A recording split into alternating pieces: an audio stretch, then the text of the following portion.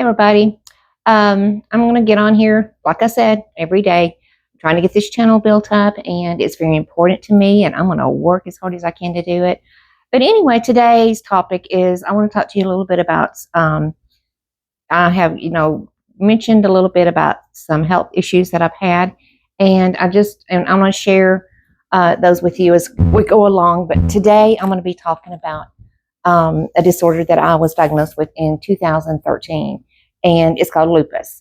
And I'm sure most of you've heard about lupus and know a little bit about it. That's the way I was. I just knew a little bit about it. I didn't, I knew that it, that made you feel tired and, it was painful, and didn't realize how that it really affected like your skin and things like that until I was diagnosed with it. But anyway, I'm going to go back to when I first started noticing the symptoms. I was probably in my, late 40s. And it would be like every couple of months I'd feel like I was getting the flu. And I would be, feel kind of bad for about a week, and then it'd go away. And I'd just get right back to, just run in and run. That's the way I always done whenever I worked. I'd work, 40, 50 hours a week, 60. Played co-ed softball and, running my kids everywhere, then running grandkids everywhere. So I was just pretty much go. But there would be a couple of times, well, like I said, every couple of months, it would just be like I hit a block wall and I couldn't, really function. And I'm not one to miss work. And it was really starting to bug me. And I talked to my physician about it, and she seemed to think I was premenopausal, and it was just some things I was experiencing with that. But I had noticed some lesions, and I've got a scar on my nose. I don't know if you can see it. And then the scar right here in the middle of my head. And then I had a lesion right here. But the first lesion that came up was on my nose. And then I got one in between. Well, I got one right here. And then I got one right between my eyes. And you'll notice that my hands are purple. That's also a sign of lupus. But anyway, those lesions it was so embarrassing because, they're so visible, and they weren't just like, they would start off as a pimple and then they just get bigger and bigger and bigger. And it wasn't filled with pus. It was like, like this crusty stuff.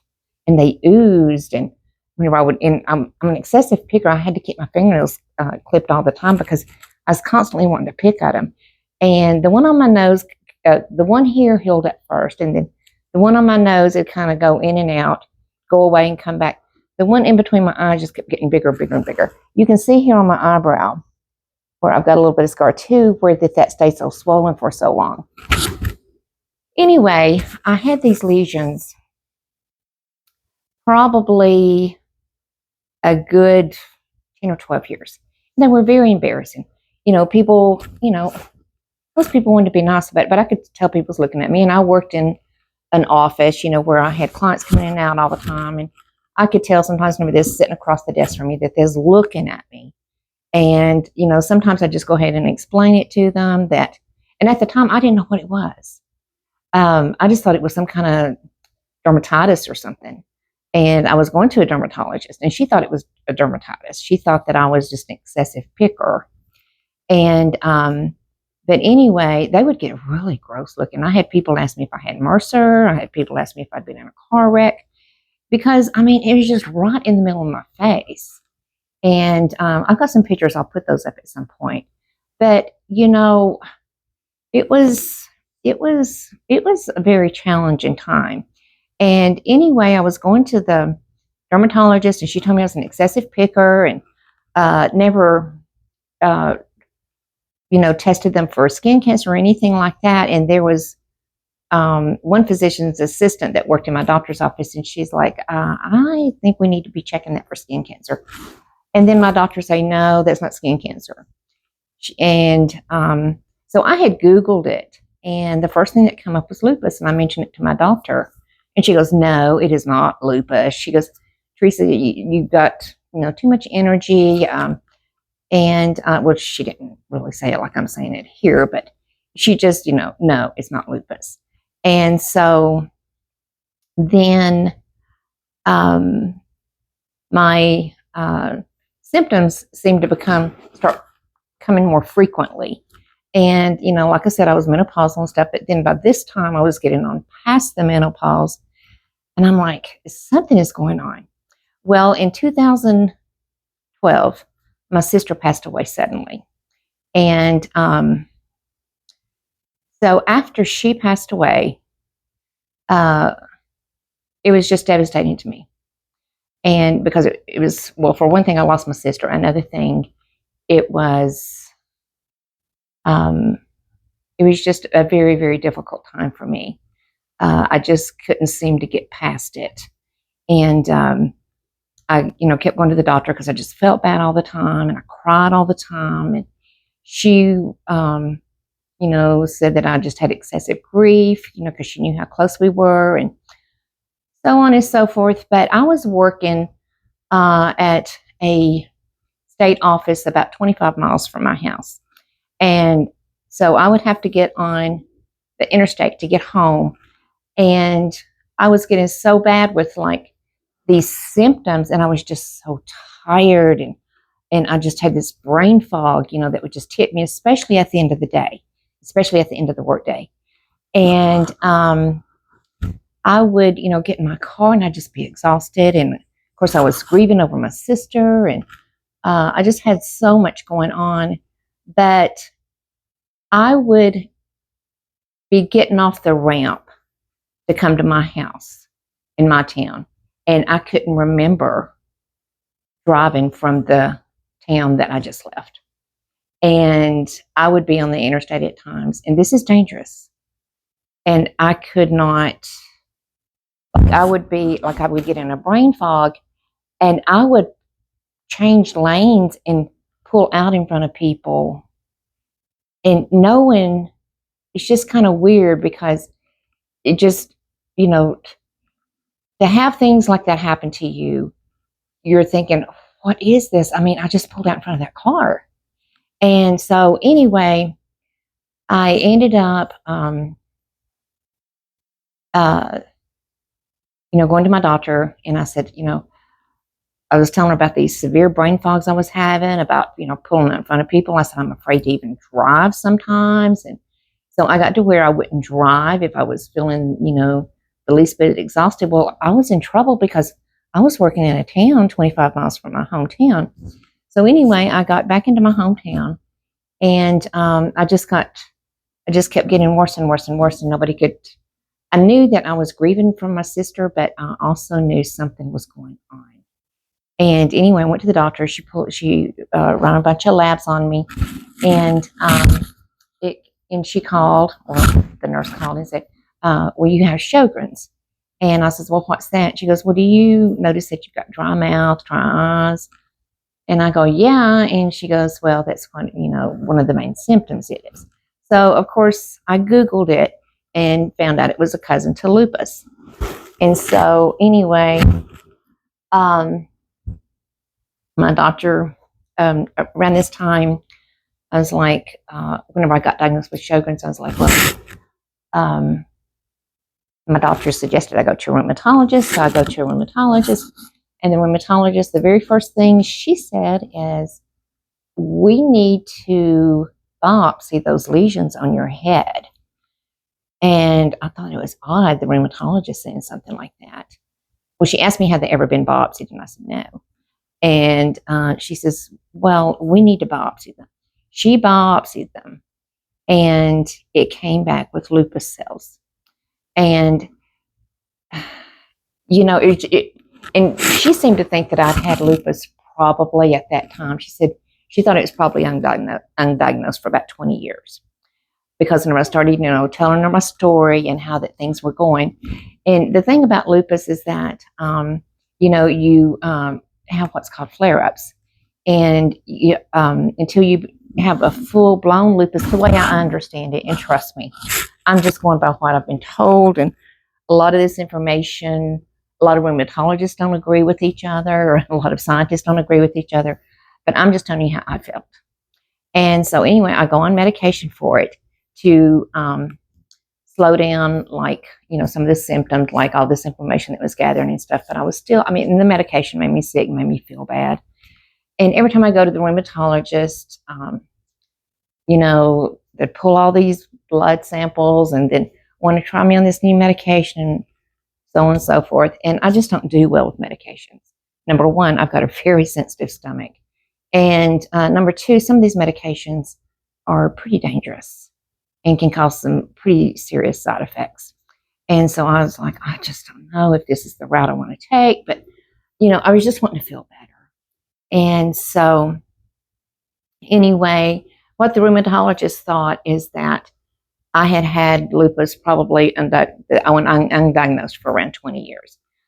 In that, when my sister passed away, I went into what she called full-blown lupus. And so anyway, we kind of got the symptoms under control. I started losing weight. I think some of it I was worried about myself. But this was in 2013. And so it was like a year and some odd amount of months after my sister passed away. So once that I got the diagnosis, I was like, well, I know that I, really took that really hard about my sister, and I still do. I still miss her so much. But I knew something was wrong. And so anyway, since then, like I said, the medications were making me sick. The medications have so many side effects. So I just done a lot of research and then just done a diary myself, or a log, or whatever you want to call it, of things that seem to make me feel worse or that seem to trigger a flare-up. And once that I started learning that things trigger these flare-ups, certain foods I had to stay away from. Stress, of course, is a big factor, and sometimes we can't control that. And of course, the weather is also a big factor, because with lupus, you have the inflammation that is gathering around your joints, and it's very, very painful. Plus I have fibromyalgia, and there's a couple more things going on, but we'll get to that a little later. I just don't want to be all negative and talk about all these illnesses and stuff, because basically I'm doing fine, and I am very, very thankful that God has been with me every step of the way and has brought me through all of these things that I've been through. And once that I get to some of these other illnesses, I've had colon cancer and I've had brain aneurysms, then you're going to understand where I'm coming from and how come that my faith is so strong. Well, my faith has been strong all of my life, but it's even stronger now. But anyway, with the lupus, I have learned to live with it, but I still have, a lot of effects from it, like right now, we're expecting this snowstorm. It's supposed to hit Friday. Today's Wednesday. And I've been hurting, my body hurts. And my hip is just almost give out on me. Now, once this passes through, most likely everything will be okay with my body. But my body is very, very sensitive to weather. And because of the inflammation that starts gathering, because the difference, whenever there's a difference in the barometric pressure, it affects the inflammation in your body. And, but anyway, it's under control, the best that it can be under control. I have chosen to do my own research on my medications, on my diet, and on my activity. And I have learned, although it is so, so hard, trust me, it is such a challenge sometimes, that every morning, whenever I get up, after about an hour, after I've had my breakfast and stuff, and kind of get my day started, within the hour, I go and get on my treadmill, or I go walk around my neighborhood, weather permitted. But I'll walk for 30 minutes, which is basically about 2 miles. I do it religiously. And it's something I started a couple of years ago whenever I got really bad and really weak. And I thought that I'm just not going to come out of this. I've got to be more active. But I didn't feel like it. And at that time, I probably couldn't have walked a quarter of a mile without having to sit down. And so as bad as I feel in the mornings, I still push myself to come out into my sunroom and get on my treadmill and to walk, or like I said, weather permitting, I go walk in my neighborhood. And some mornings I go, I just feel so bad. I'll just go walk for 5 minutes. And then after I walk 5 minutes, I go, well, I'll walk 5 minutes. And then before I know it, I walk 30 minutes. And the amazing thing about it is that once I do, although it's a struggle, a lot of mornings, I feel better. And it's kind of like I got that little, push that I needed. And it's definitely made a big change in my tolerance. And I'm nowhere near where I was, 10, 15, 20 years ago. Of course, I've aged, in that time as well. But anyway, that is my lupus journey. I'll probably talk a little bit more about it in future videos, but I don't want to bore you too much right now with too much sickness. But because, like I said, I'm doing well. But you've got to be an advocate for yourself. And medicine is not an exact science. And we all know that. And doctors know that. We go and there's trial and error. They know they can't fix everything. They know that they can make us comfortable or make our symptoms a little less or whatever. But, we do have to take some responsibility for ourselves as well. But anyway, that's kind of lupus in a nutshell, or the way that it's affected me. I know that there's a lot of famous people that, have it, like Pink and, was it Pink or Lady Gaga? Then the little singer that had to have a kidney transplant. Mine isn't there yet, and I hope it never gets there. And most people that have lupus do not get to that extreme. But it's kind of like a monkey on your back. You never know. But anyway, you got to make every moment count, and just live your life and just push yourself. Always push yourself. You're never too old to learn. You're never too old to keep moving. You got to keep moving. You've got to keep moving. And I have found that out the hard way. And we'll talk about that in another video. But anyway, right now, I'm going to get off here and I'm going to go watch the weather and start getting ready for this snowstorm. We're in Tennessee and we don't get a lot of snow. And they're talking like we could get anywhere from 3 to 8 inches. And we'll see. Stay tuned. I'll keep you posted. Hey, listen, I really appreciate y'all watching. And of course, as always, I appreciate you hitting that subscribe button and come back tomorrow for another video. God bless.